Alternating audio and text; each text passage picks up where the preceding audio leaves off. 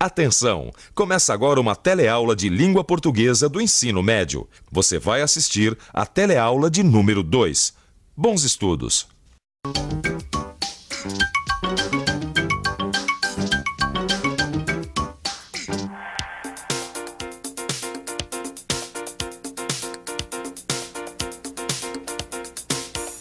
Que horas esse relógio está marcando? 12:30 ou 12:30? Vamos ver? 12:30. 12:30. 12:30. Meio-dia e meia hora, né? 12:30. E agora, qual é o certo? 12:30 ou 12:30? Se você ficou meio na dúvida, se liga na nossa teleaula de hoje. Você vai descobrir como a gente se engana fácil na hora de usar as palavras meio e meia. Vai ver que para tirar a dúvida, a gente precisa dividir as palavras em classes. Vai conhecer uma dessas classes, o substantivo. E você vai entender também o que é o sentido figurado das palavras e das frases. Para ajudar a gente a entender isso, nós vamos acompanhar a história de uma jovem trabalhadora que está tentando conseguir um emprego melhor. Vamos nessa?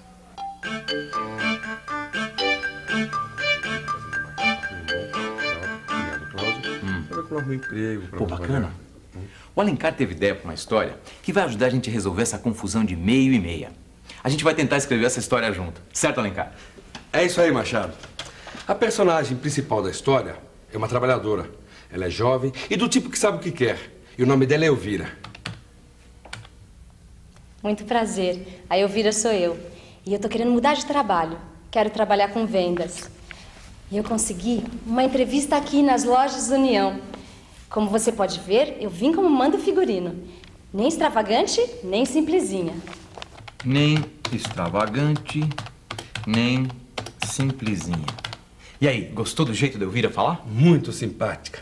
Mas está faltando dizer porque ela está assim meio nervosa. Ué, é claro. Ela está sentada ali, esperando ser chamada para uma entrevista. Pois é. Elvira está sentada com os documentos e com o coração nas mãos. Gostou dessa, Machado? Muito boa, Alencar. Sentada com os documentos e o coração nas mãos. Sentada com os documentos e com o coração nas mãos, Elvira se lembra das dicas que a sua cunhada tinha lhe dado antes de ela sair de casa. Mostra que você está tranquila, como se não precisasse a beça desse emprego. Não vai espinafrar seu antigo chefe, pega mal. E vê se mantém a sua dignidade, mesmo que o cara seja metido engraçadinho. Seja... Elvira, pode entrar.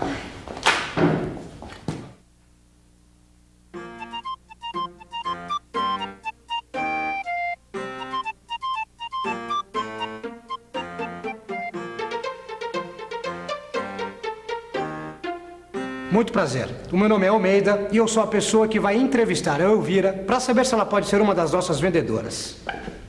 Elvira, como vai? Tudo bem? Pode sentar.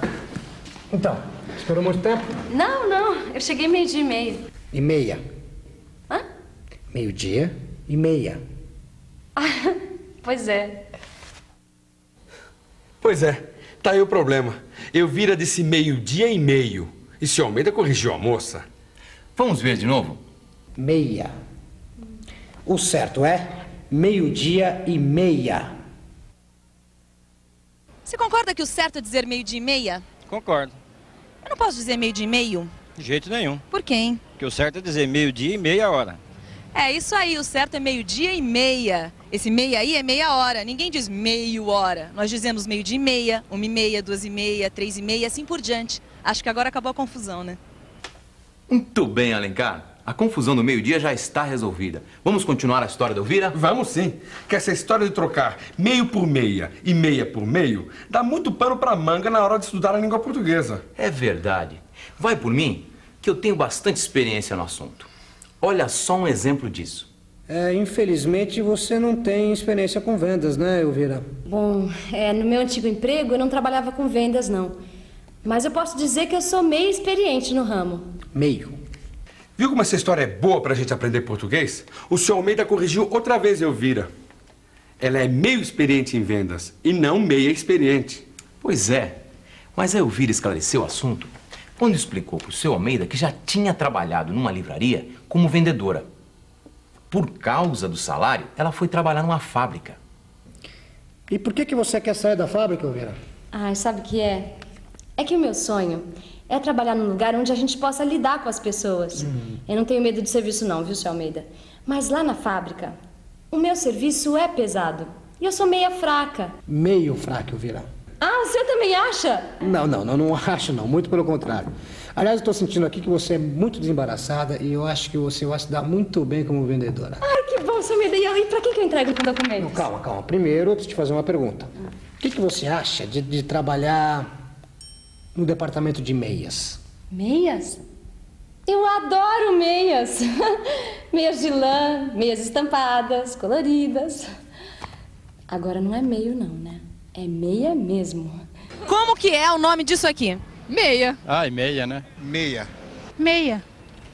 É isso aí, pelo jeito todo mundo concorda que isso aqui é uma meia. Também é simples, né? O nome disso é meia.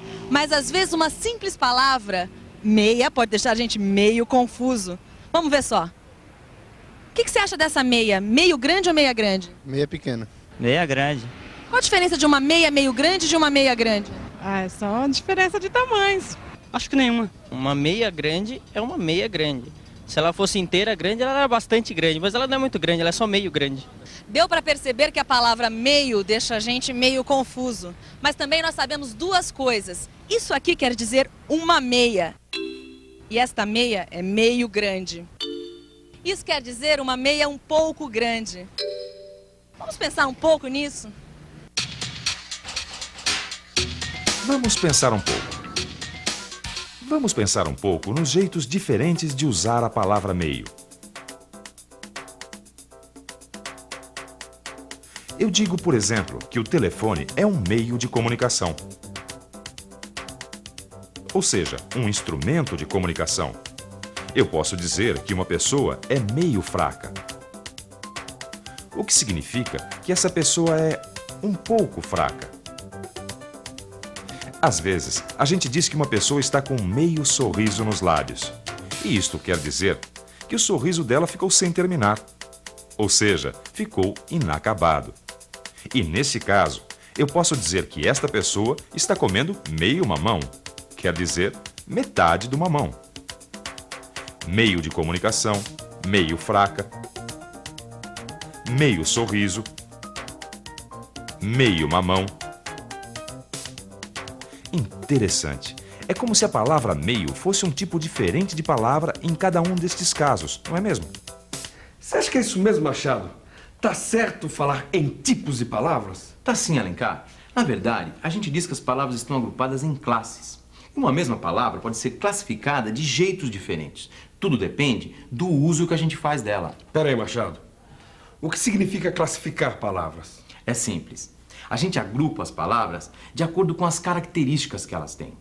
E aí, nós formamos as classes de palavras. Entendeu? Mais ou menos. Já sei. Imagina uma dona de casa. A cunhada de Elvira, por exemplo? Isso. Imagina ela arrumando as roupas que ela acabou de passar. Aqui em casa eu tenho um critério para guardar a roupa passada. Primeiro, eu separo as roupas das crianças da roupa dos adultos. Depois, eu separo as roupas de homem da roupa de mulher.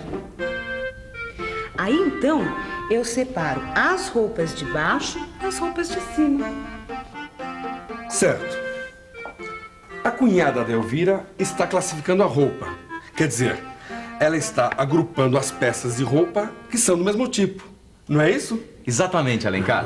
E a gente pode fazer uma coisa parecida com as palavras da nossa língua. Certo. Então me diga aí, como a gente chama essas classes de palavras? Bom, aí depende da palavra e para que elas servem. Então vamos pegar a palavra meio, por exemplo? Vamos lá?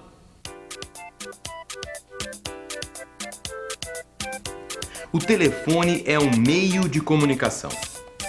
Meio aqui é um substantivo. Eu poderia substituir meio por outro substantivo.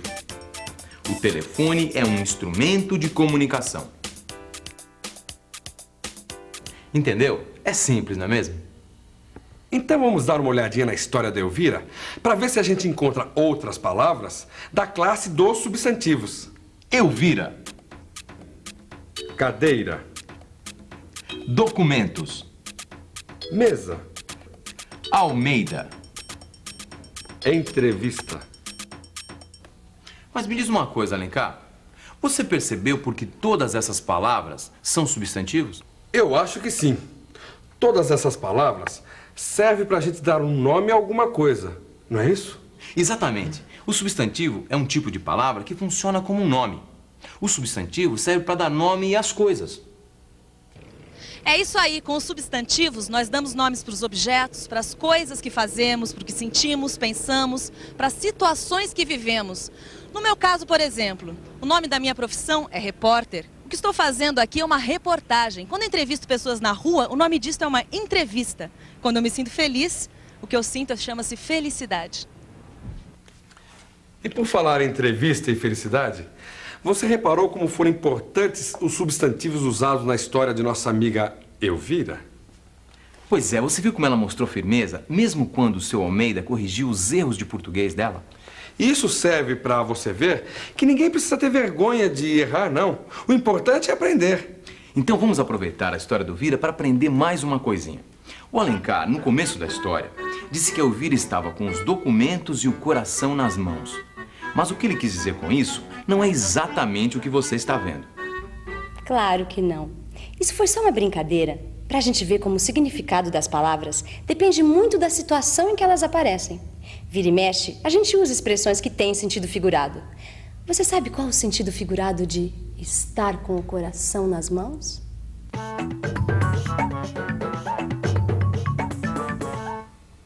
No dicionário, a gente encontra o seguinte significado para a expressão estar com o coração nas mãos.